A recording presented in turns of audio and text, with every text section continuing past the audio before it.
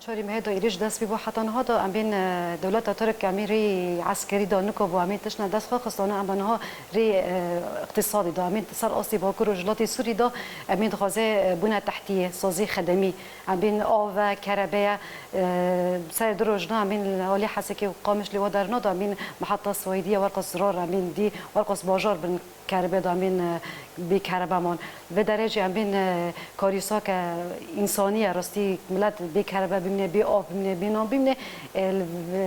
ادعایش امین دولت ترک امین وی شری امین تخاذب کار بینیجی نها ادعایش امین شر در زوره بود خواست فتنا کری عشای رامیل و در چه بک ذات امین واتشتا ناتا او کرن هدف وی ناتا پیکارین نها جی امین گشتی مرحله کدن یعنی انو عسکری دانو که با امین تشنا دست خواستن نها و در امین بنا تحتی ملت امین هدف تکردن طیبت سازی خدمی چه محطات من چه کربه چه آب مثلا واجی امین مرال گل دست امین نکنی بخینه هر جاره جی امین ملت گل بنا برسیش وی ایدیشی وی رنگی روجی